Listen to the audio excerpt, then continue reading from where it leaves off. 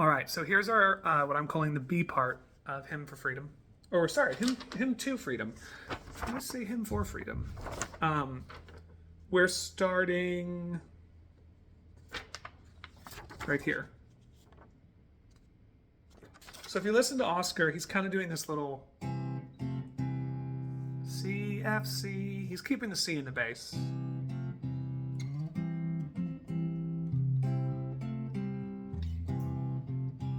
So you can kind of play it anywhere. Ooh, that was cool as a D minor. Where else could you play it? I mean, but the way I like to do it is first I just use some cowboy chords. Right, C, F with a C in the bass, C. Then I go up here. That's a nice one. 7-5-5 on that A, D, G string. For the F, I do 8-7-5 and then back. And then you can even put the C in the bass here with your pinky. And then just do a C, F, C up here. Now, I just want to mention this is upper intermediate, right? I'm not really going to be giving tabs or a ton of finger position stuff. This is sort of geared towards people who can read my fingers, quote unquote, right? So I apologize if this seems like a lot. I am trying to make it as simple as possible. So B part, right?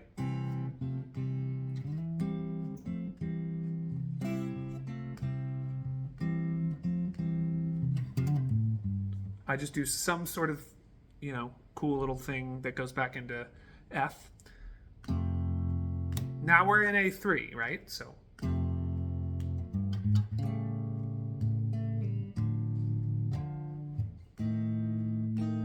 sometimes instead of playing it here, which has the advantage of being able to do that line,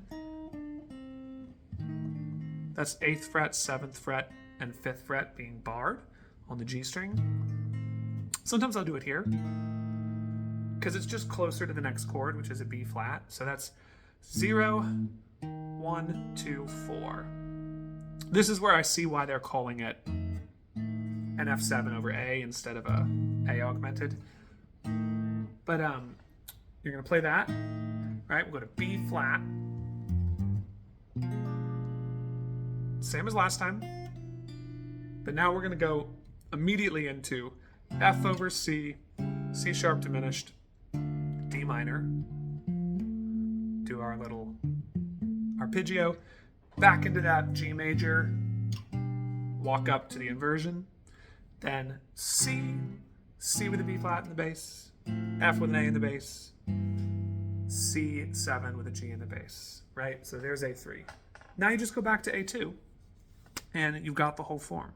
So hopefully that was helpful and concise. What I would recommend is just going through each part, right, chord by chord. This song is complicated, right? Often just doing 3 chords at a time can take some time, but it's such a beautiful song that even when you're playing it slow, it's really a joy to learn. My advice is once you feel comfortable with the A part,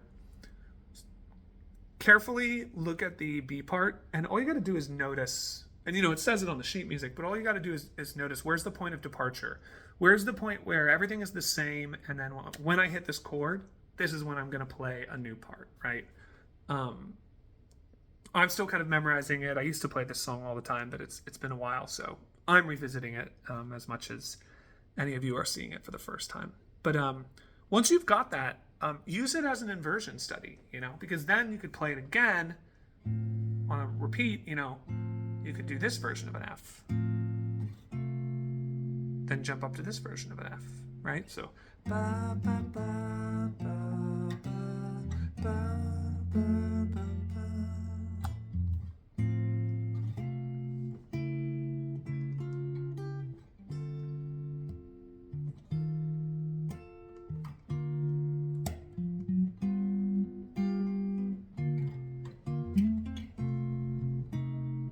Right? There's all sorts of opportunities here.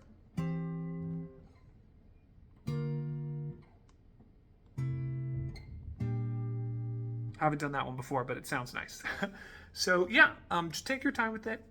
Message me if you have any questions. And yeah, I hope that these versions kind of help people start putting the song on guitar, because it sounds really cool.